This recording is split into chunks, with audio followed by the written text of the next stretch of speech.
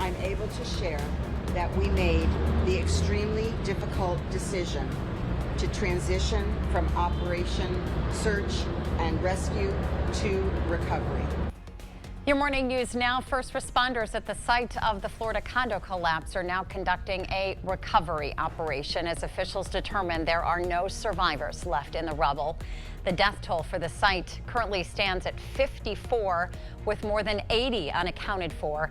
Of the bodies recovered, only 35 have been identified. Investigators are now trying to figure out if the cause of the building's collapse could bring down buildings in other parts of Florida. The COVID-19 global death toll has reached a new milestone. The confirmed count of COVID-19 deaths now stands at 4 million worldwide, according to data from Johns Hopkins University. More than 6 months after vaccines became available, reported COVID-19 deaths worldwide dropped to around 7,900 per day. Now that the Delta variant has spread to at least 96 countries, certain places like Australia and Israel are reimposing restrictions to suppress the virus. Japan is set to place Tokyo under a state of emergency that would last through the Olympics, fearing an ongoing COVID-19 surge will multiply during the Games. Delayed a year by the pandemic, the Games will take place without foreign spectators, but now the 6-week state of emergency likely ends the chances of a local audience. The Summer Olympics begin July 23rd and close on August 8th. Humans aren't the only ones receiving the COVID-19 vaccine, as some of your favorite zoo animals will soon be getting the shot. Certain animals at the Milwaukee County Zoo and the Henry Villa Zoo in Madison will receive an experimental vaccine. No COVID-19 infections have been found in these animals, but the CDC said caretakers with COVID-19 could expose animals. Medical company Zoetis plans to donate more than 11,000 doses to zoos across the country. Beginning today, Gunderson Health System is updating its COVID-19 visitor guidelines because hospitalizations and cases are declining in its La Crosse service area.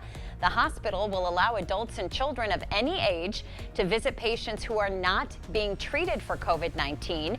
Each patient is allowed 2 visitors at a time. And we are looking at temperatures this morning in the 50s and 60s, but not to worry though, our temperatures will gradually warm up into the afternoon today. Cloudy skies here for the lunch hour as we head towards the evening commute. Only a few clouds are expected to be left over, and it's pretty cloudy out there right now. This is dangerous. This is force. Mother Nature's, taking effect.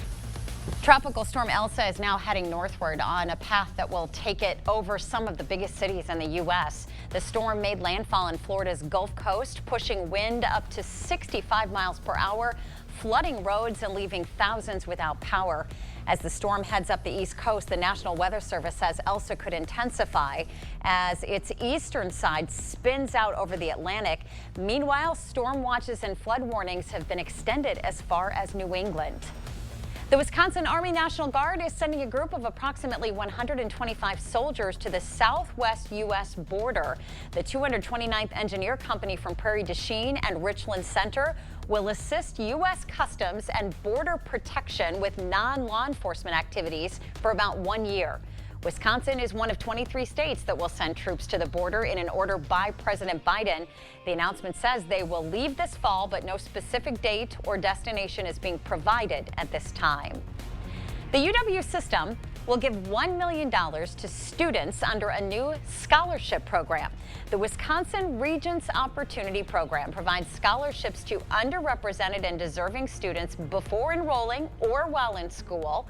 Students are nominated by their universities and receive the scholarships from the UW system. $77,000 will go to students at both UW La Crosse and UW Eau Claire.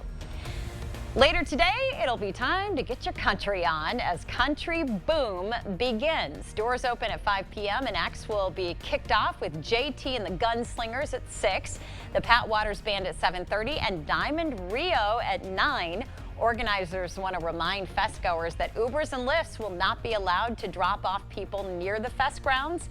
There will be a free shuttle going from West Salem High School and Valley View Mall to the festival. If you want to park your own vehicle at the fest, you must have either a parking or campground pass, which have to be purchased ahead of time.